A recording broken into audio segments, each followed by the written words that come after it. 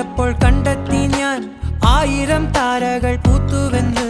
പിന്നെയും പിന്നെയും കണ്ട നേരം പുഞ്ചിരി പൂത്തുലഞ്ഞു. കാണാതെ വയ്യെന്ന തോന്നലായി